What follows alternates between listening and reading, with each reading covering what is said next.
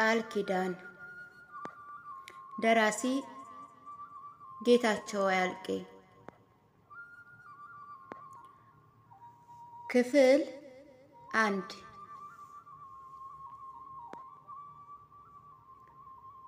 የቀኑ ሙቀት ከመጠን ያለፈ በመሆኑ ወዴት ገብቼ ልደበቅ ያሰኛል።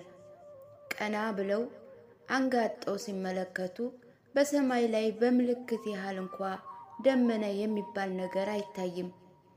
አብዛኛው የመሃል ከተማ ሰው ኮቱን አውልቆ አንጠልጥሎ በመያዝ በሰሚዝ ብቻ፣ ሴቶችም ጃንጥላቸውን ከለል በማድረግ ነው የሚጓዙት። ቃጠሎ፣ ንዳድ፣ አዲስ አበባ በረሃውን አይደል እንዴ በማለት የማይመረር ሰውም የለም። በድጋፌንህ ሰፈር ያሉ ነዋሪዎች ግን የሙቀት ነገር እምብዛም ያስጨነቃቸው አይመስልም። ጋቢያቸውን ተከናንበዋል።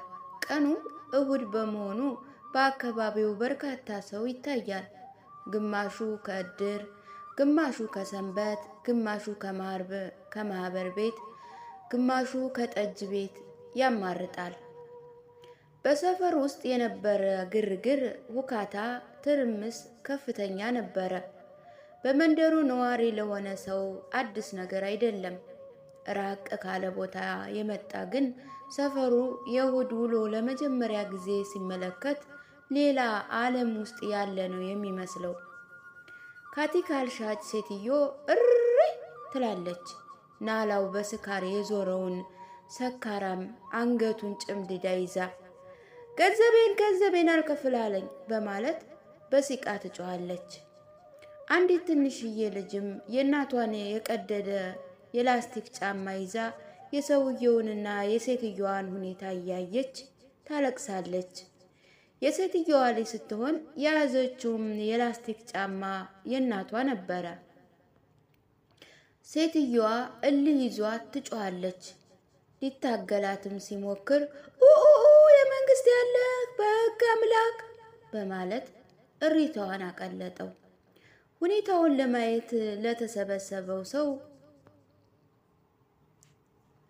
አንድ ብቱሌ አረቄን ልፎ ሲያበቃ ገንዘቤን አልከፍላለኝ በማለት የነበዘ ካቴ ሸሚዙን እንቅ አድርጋ እንደያዘች አቤቱታዋን ታሰማለች። አንድ በሉኝ፣ ይህን ሰው አንድ በሉኝ ትላለች ትርኢት ለሚመለከተው ሰው። ክፈላት እንጂ የጠጣሁን ሂሳብ አለ አንዱ ከተመልካች መካከል። ሰውየው አንገቱን ለማስለቀቅ እየታገለ በመኮላተፍ ምን ልክፈላት? ሶስቱን መለኪያ የጠጣችው እኮ ራሷ ናት። አልከፍልም በማለት በመከራ ተናገረ። አንገቱ ድረስ እንደጠጣ ያስታውቃል። የደም ስሩ ተገታትሯል። ጉድ ነው፣ ተአምር ነው። ባይጠጣ ቢቀርስ ሙቷል እኮ። ይህን በር ዘግቶ እንደ ቅሪላ ቢያለፉት ሁለተኛ አይደግመውም ነበር በማለት ሁኔታው ያስደነቃቸው አሮጊቶች አፋቸውን በማጣመም ተናገሩ። እሷ ናት እንጂ ጥፋተኛዋ ሙቶ እያየችው ትሸጥለታለች አሉ። ሌላኛው አሮጊት ትንሽዬ ልጅ የእናቷን ጫማ እንደያዘች ፊቷ በዝንብ ተወሮ ንፍጧ ተዝረክርኮ ታለቅሳለች። አስፋልቱ በሰው ተጨናንቋል። መኪና ነጂዎችም እንኳ የመሰናክል ፈተና ያለባቸው ይመስላል። የመኪናው ጥሩምባ፣ የሰዎች ጩኸት፣ ብቻ ሁሉም ድምፅ ያለው ነገር ተደማምሮ ምድርና ሰማይ ቀውጥ የሆነ አስመስሎታል። አብዛኛው ሰው በጠጅና ረቂ ህሌናው ስቶ ሰካራሙ መሃል አስፋልቱን ይዞ ነው የሚጓዘው። መኪና ገጭቶ መግደሉን ወይም ጉዳት ሊያደርስ የሚችል መሆኑን ያጤን አልነበረም። አንዳንዱ ነጠላውን ጭንቅላቱ ላይ ጠምጠም፣ ዱላውንም ከመሬት እያጋጨ ይፎክራል። ከሁሉ ግን ደንታ ያልነበረው ውቃው ብቻ ነበረ። ምን ዋጋ አለው በማለት ድምፁን ከፍ አድርጎ ይጮሃል። ጉልበቱ ድረስ የተተረተረ ሱሪ በእግሩ ስር ድንቃ እየሆነበት አላስኬድ በማለት ይጠልፈዋል።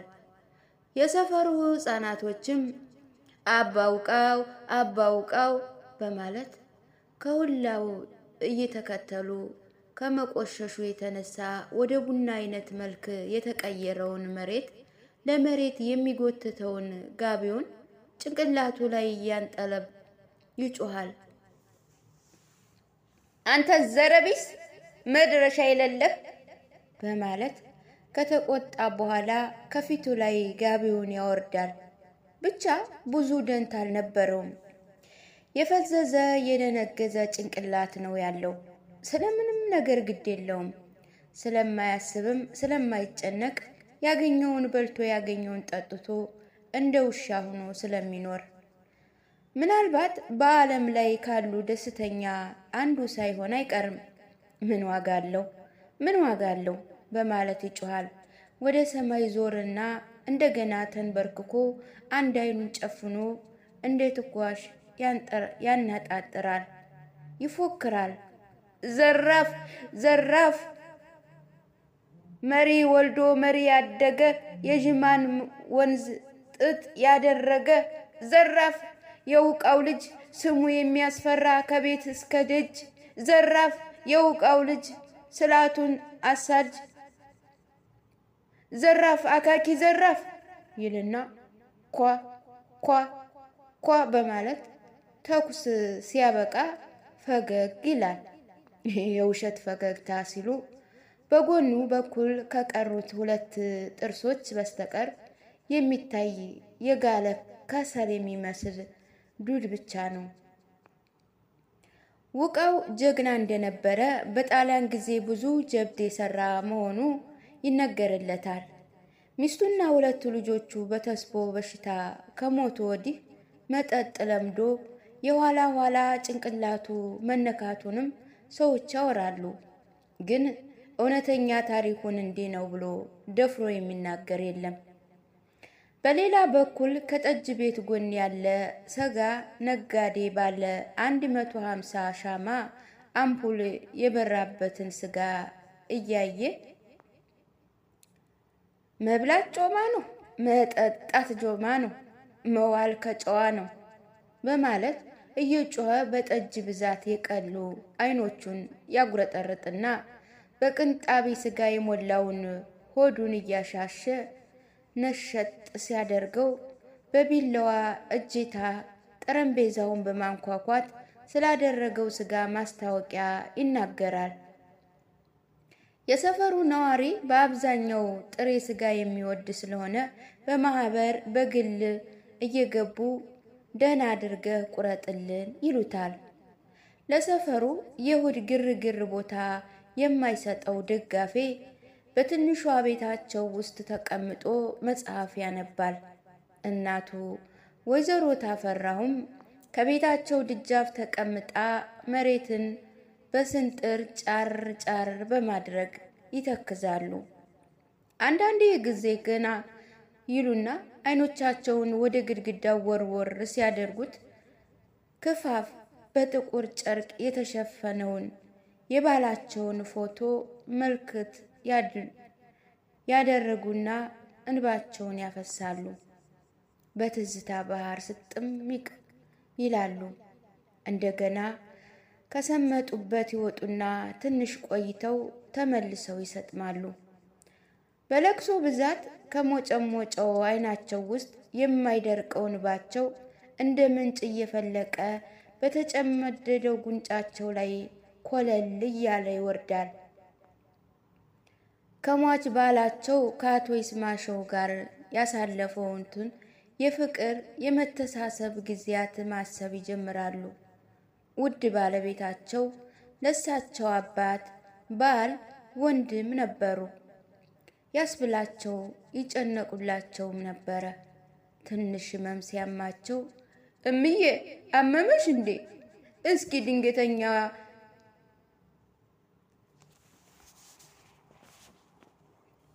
አኝኪበት ይተውሻል በማለት ይጨነቁላቸው አኩርፈው የጠበቋቸው እንደሆነ ምን ሆነሽ ነው ደግሞ ማን አበሳጨሽ?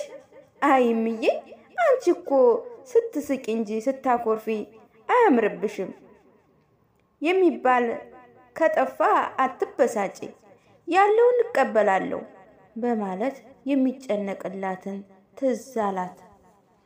ከሁሉ የማይረሱ የደጋፌ ክርስትና ዕለት የመጡ ጠጥተው ነበር።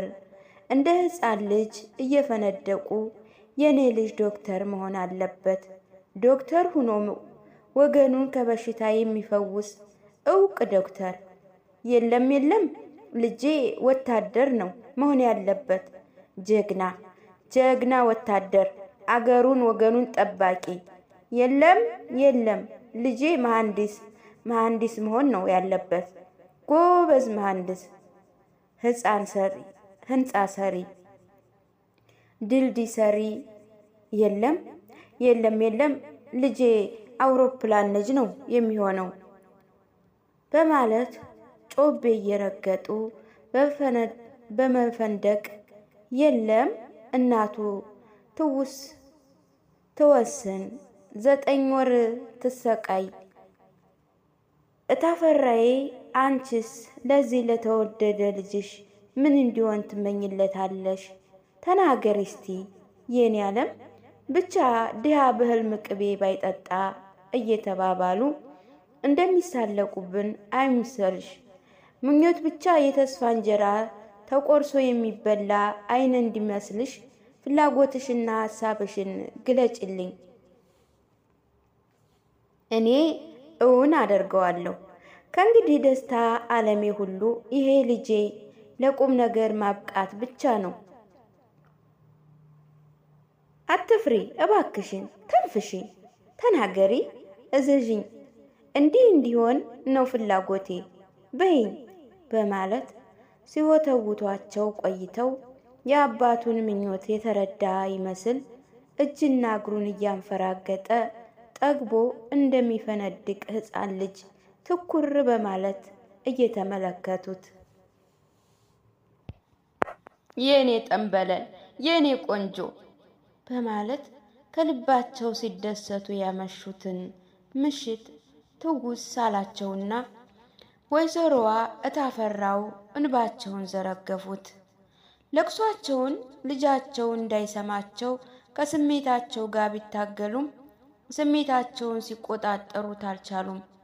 የ30 ዓመት ፍቅር፣ 30 የደስታ የመተሳሰብ ዘመን ሲርባቸው እንደጠገበ ሰው ቢከፋቸውም እንደተደሰተ ሰው ሆነው ያሳለፉት ጊዜ በሙሉ ከፊታቸው ውል ብሎ ታያቸውና ስሜታቸው ከውስጥ ገንፍሎ ወጣ። ሊቆጣጠሩት የማይችል ስሜት። ምን ነበር እኔንም ብታስከትለኝ? ምን በደልኩ? አንተ ከዳኸኝ። ምን ነበረ የልጅህን መጨረሻ ብታይ በማለት ይንሰቀሰቁ ጀመረ። ደጋፌን የሚያነበውን መጽሐፍ ዘግቶ ወደ እናቱ ዘንድ ቀረብ ካለ በኋላ አሁንስ አበዛሽው፣ ጧትና ማታ እያለቀሽ ዓይንሽ ልታጠፊው ትፈልጊያለሽ እንዴ? ከእንግዲህ በለቅሶ ምን የሚገኝ መሰለሽ? የሞተ ሰው የሚነሳ ቢሆን እኔም አብሬሽ ጧትና ማታ ባለቅስ ምንኛ ደስ ባለኝ ነበረ። የማይቻልና የማይሆን በመሆኑ ነው እምዬ፣ ሐዘንሽ ሐዘኔ ነው የሚጨመረው ይባላል በማለት ቆጣ ብሎ ተናገራቸው። እናቱ ከእንቅልፍ እንደባነነ ሰው ብርግግ በማለት ሲዋኙበት ከነበረው የሐሳብ ባህር ወጡና አንገታቸውን አቀርቅረው እንደገና መሬቱን በስንጥር ይጭሩ ጀመረ። እባክሽ እምዬ፣ እኔንስ ባታስጨንቂኝ ምን ችግርሽ? ከአጠገብሽ አርቅም፣ ወደፊትም አረሳሽ። እስኪ ደስታ የምታዥኝ ለምንድን ነው? እስከዚህ ድረስ የምታዝኔው ለምንድን ነው? ሁላችንም እኮ ሟች ነን። ተራችን ነው የምንጠብቀው። ለቅሶ ምን ጥቅም አለው ብለሽ ነው? እስኪ የአቶ አለማየሁን ቤተሰብ ተመልከቻቸው።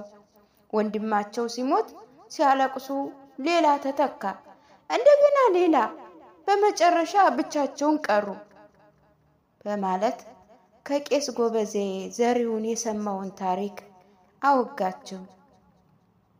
ነገሩ ልባቸውን ስለነካው አፍንጫቸውን በጥቁር ነጠላቸው ጫፍ ከጠራረጉ በኋላ በተላጨ ራሳቸው ላይ የታሰረውን ጥቁር ሻሽ ፈተው እንደገና አሰሩት።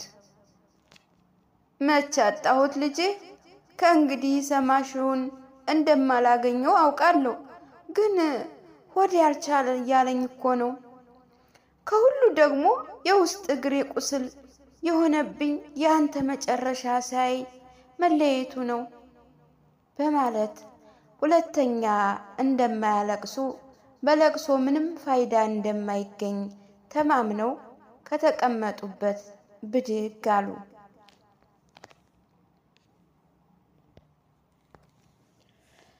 ደጋፌነህም ምንም እንኳ እንዳያለቅሱ ቢመክራቸውም ቅሉ በአባቱ ሞት ከልክ ያለፈ ሐዘን ተሰምቶታል።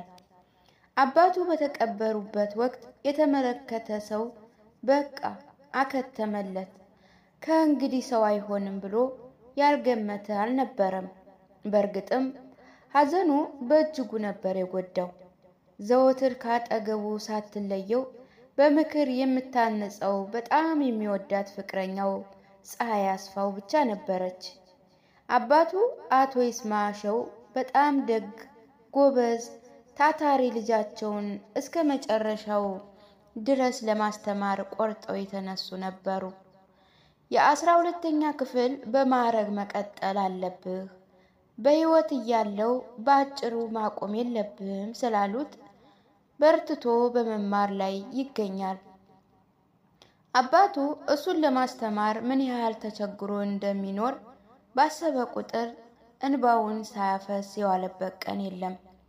ፀሐይ አስፋው በየጊዜው እየተገናኙ ሐዘኑን ወደ ደስታ እንዲለውጥ ከመምከር አልቦዘነችም። በእውነትም ደጋፌነህ ከእሷ ጋር ሲሆን ጭንቀቱ ሐዘኑም ይረሳዋል። እናቱ ወጣ ገባ ካሉ በኋላ ደጋፌነህ አሉት። እሜቴ አለ ምን እንደሚፈልጉ ለማወቅ በጉጉት። እንኳ እስቲ ይችን ለኪስ ያዛት፣ ወጣ ብለም ተናፈስና ቀኑን ሙሉ ቤት ቁጭ ብለህ ልትውል ነውን? በማለት ከመቀነታቸው ላይ የተጣፈች ብር ፈተው ሊሰጡት እጃቸውን ዘረጉ።